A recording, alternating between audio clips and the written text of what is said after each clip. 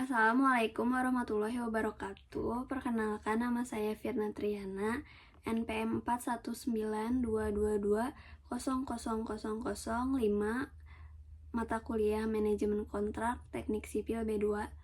Di sini saya akan mempresentasikan kembali apa yang ada di dalam materi manajemen kontrak. Syarat-syarat umum kontrak konstruksi.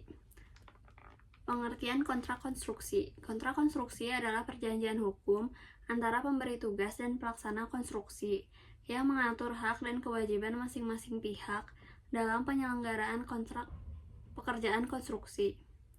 Kontrak ini mengikat secara hukum dan menjadi pedoman utama dalam pelaksanaan proyek konstruksi. Landasan hukum dan teori.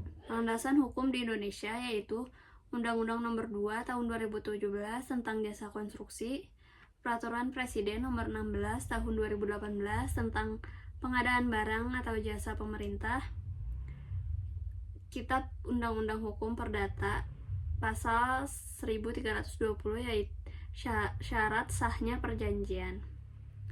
Landasan teorinya yaitu teori hukum perjanjian, yaitu kontrak sebagai perwujudan dari kesepakatan sukarela antara dua pihak.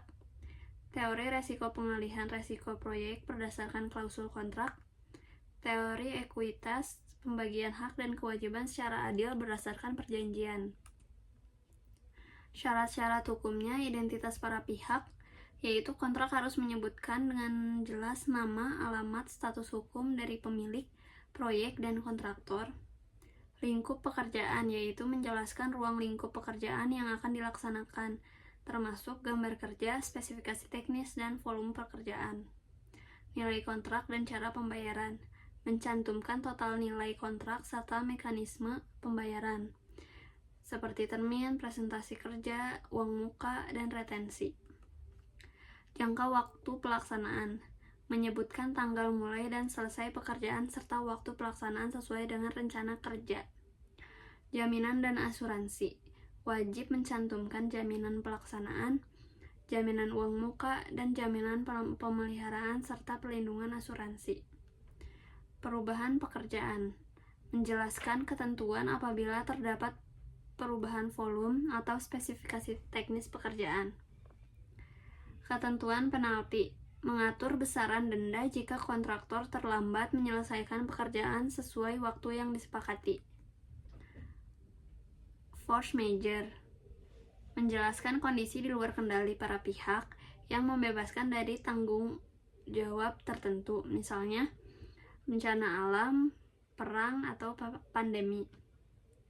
Penyelesaian sengketa, mencantumkan mekanisme penyelesaian sengketa baik melalui mediasi, arbitrase, atau pengadilan.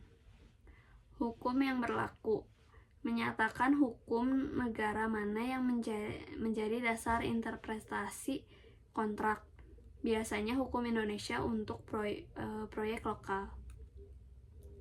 Contohnya, proyek pembangunan jalan tol Trans Jawa, yaitu kontrak antara Kementerian PUPR dan kontraktor PT Waskita Karya.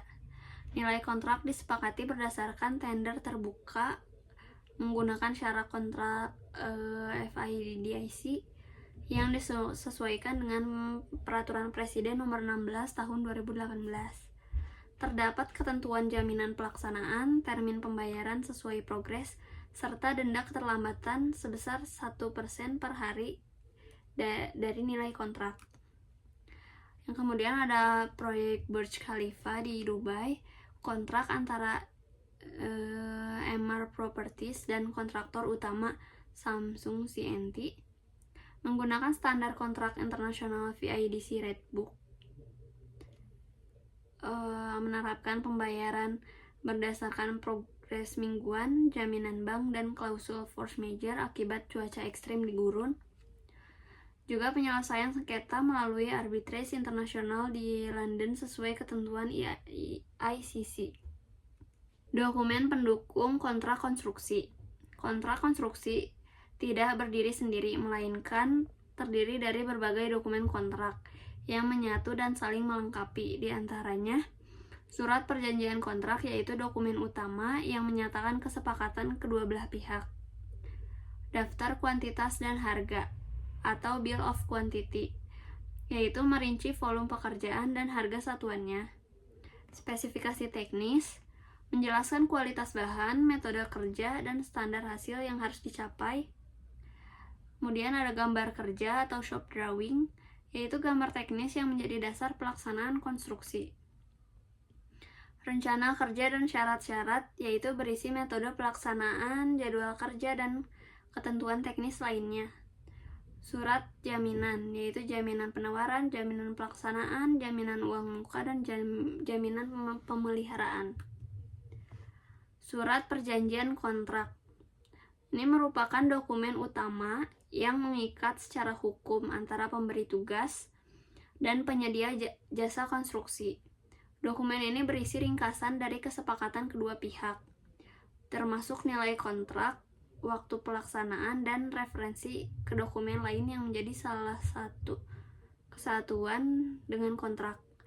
Contohnya proyek gedung pusat pelatihan PUPR, SPK ditandatangani antara Balai Pelatihan Konstruksi Wilayah dan PT Bumi Bangun Jaya. Nomor kontrak SPK 02/BKPJK/2023 berlaku mulai 1 Februari 2023 selama 150 hari kalender. Bill of Quantity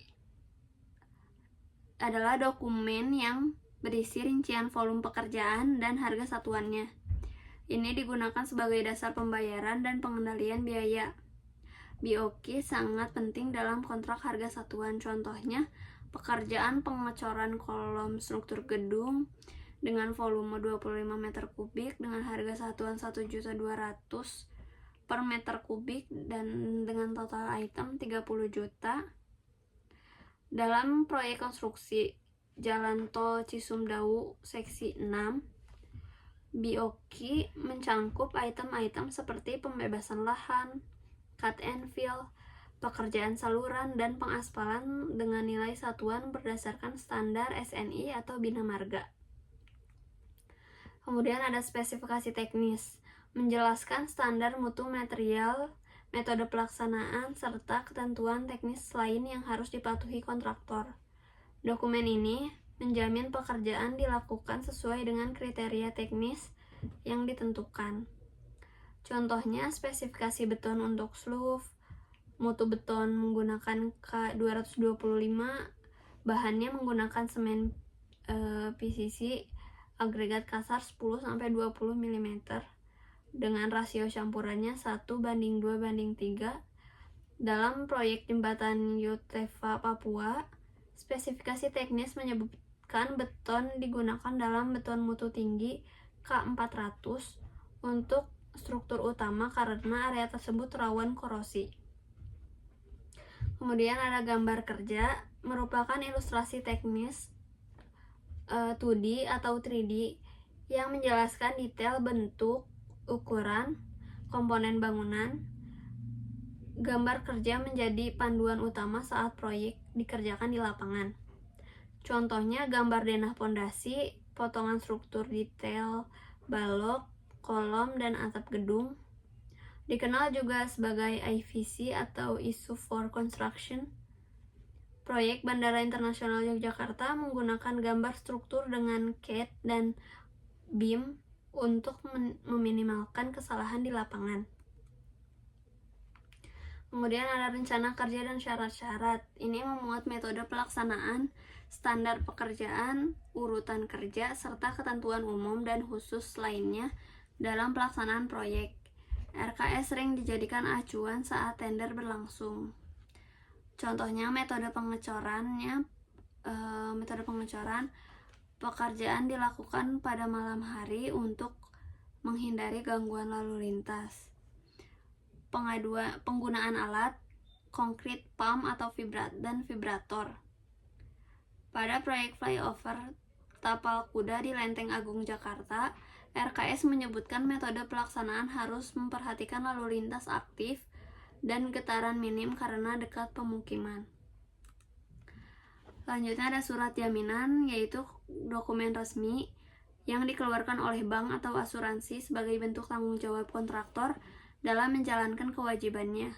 Umumnya diperlukan dalam pengadaan pemerintah maupun swasta. Jenis dan contohnya jaminan penawarannya 1-3% dari nilai penawaran, masa berlakunya kurang lebih 60 hari. Jaminan pelaksanaannya 5% dari nilai kontrak selama masa pelaksanaan. Jaminan uang muka menjamin pengembalian uang muka. Jaminan pemeliharaannya menjamin kerusakan setelah pekerjaan selesai, biasanya 6 bulan.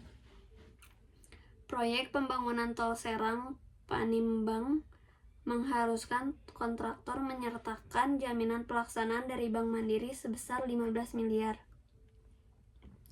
Kemudian ada jadwal pelaksanaan, time schedule atau kurva S. Dokumen ini menunjukkan rencana waktu pelaksanaan seluruh tahapan pekerjaan dalam bentuk tabel atau grafik kurva S. Digunakan untuk monitoring dan evaluasi progres. Contohnya minggu 1 sampai ke 4 yaitu pekerjaan persiapan dan pembersihan lahan. Minggu ke-5 sampai ke-8 itu pekerjaan pondasi, dan minggu ke-9 sampai ke-12 itu pekerjaan struktur atas. Dalam proyek pembangunan Jati Gede, jadwal pelaksanaan disusun menggunakan software Microsoft Project dan Primavera agar progres dapat dipantau mingguan. Yang terakhir ada berita acara dan laporan pendukung. Dokumen ini mencangkup berita acara serah terima, laporan harian atau mingguan, dan notulen rapat. Ini menjadi bukti dokumentasi kemajuan dan kesepakatan selama pelaksanaan. Contohnya, berita acara serah terima, pekerjaan sementara, laporan harian untuk cuaca, jumlah pekerja, alat berat yang beroperasi, juga rapat koordinasi mingguan antara kontraktor, konsultan, dan owner. Dokumen pendukung kontrak konstruksi adalah bagian yang tidak terpisahkan dari kontrak utama. Tanpa dokumen-dokumen ini, pelaksanaan proyek akan rentan sengketa, kesalahan teknis, dan pemborosan biaya. Sekian presentasi dari saya. Terima kasih. Wassalamualaikum warahmatullahi wabarakatuh.